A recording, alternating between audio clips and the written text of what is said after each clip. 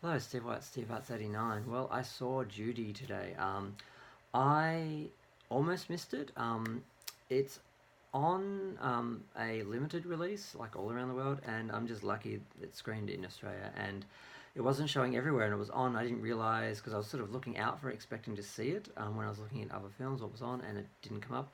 And then I realized it was limited release. It was only showing at a couple of places, and I just happened to look at what movies were on at one of these places, Jam Factory in Paran or South Yarra in Melbourne, Victoria, and I just had to rush off and see it. I was sort of doing stuff, but it was like, okay, I have to go, have to go, have to go. So I ran out, saw it. It was great. Renee Zellweger's performance is great. You forget who you're watching. You think you're watching Judy. Um, I thought her singing was great. Some people said her singing isn't good and it isn't as good as Judy, but whose is. I hadn't listened to Judy for a while, so I was quite able to listen to her as Judy, and she sounded fine. So I think she handled that well. She handled the acting well. The only thing that really fails the performance, and it's nothing to do with her, is the makeup. Um, they've tried to age her. Judy was only 47 when she died, but they drew in lines, and the makeup is too warm, and you can tell they're coloured lines drawn on, as opposed to if they'd done them duller, grayer, they would have looked more like shadows. And you can also see where her wig is glued quite often. So high definition really is no actress's friend really, and it distracts a little bit. Doesn't detract from the performance. The performance is great, but I did have a few moments where I was just really aware of the makeup and thinking, how did the person sitting in front? I'm an artist, so I kind of I've done a little bit of makeup and that, and just like how did they sit and not realize that was going to show on camera like that?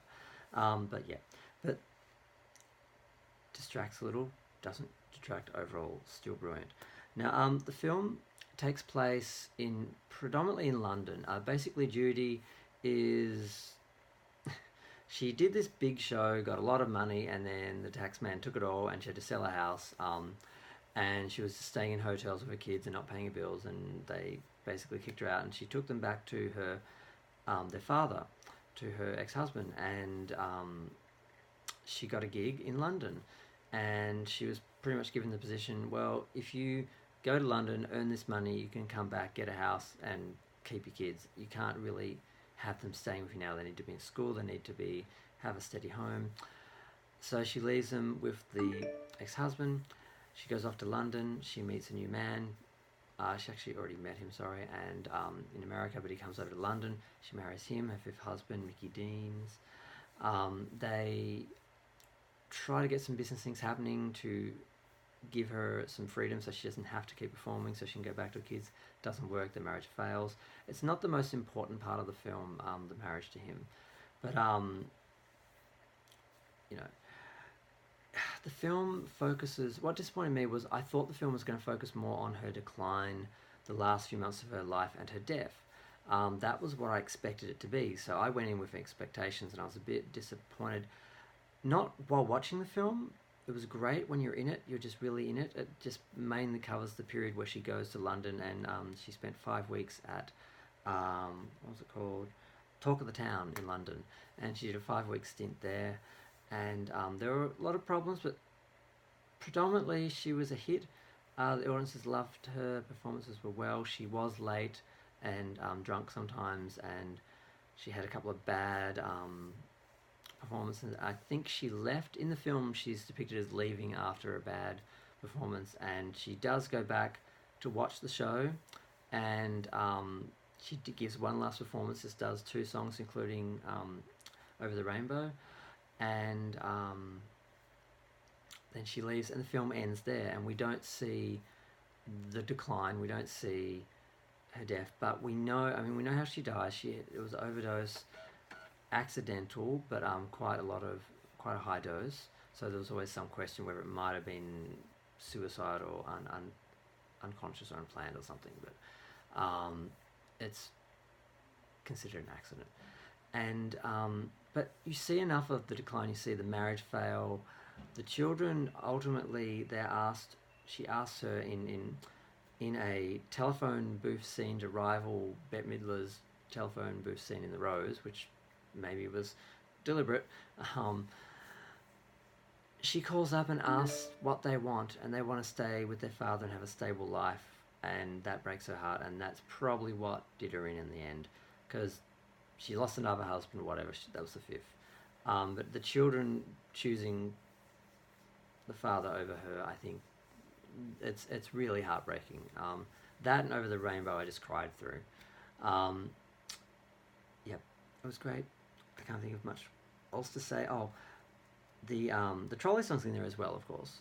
There's a few songs, not a lot. It's not a concert. It was based on the musical End of the Rainbow, but it's not a musical. So if you've seen the stage play and expect it to be a direct adaptation of that in a musical, it's not. I think it features about 5 songs or 6 songs, maybe about 7 or 8, because when the actual credits came down and they went through all the songs, it actually wasn't a huge long list.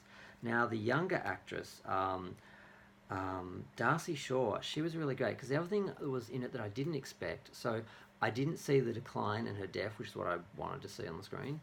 But I did see flashbacks to when she was preparing for and filming Wizard of Oz.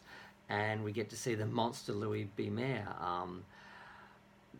He has a huge reputation for the way he treated his stars and controlled their lives. And she was a young girl, and it's just horrible to watch.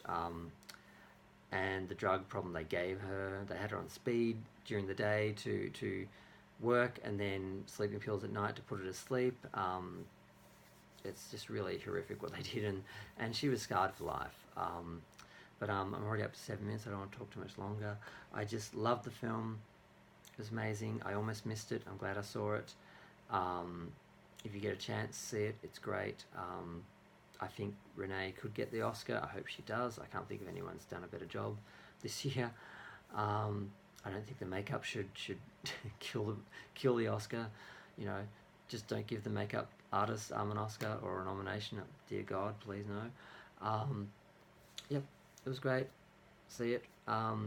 And please feel free to like or subscribe or leave a comment if you know anything about the film or have any opinions, or just comments are good. You get some interesting little tidbits from people in the comments. It's interesting. But that's it. Thanks. Bye.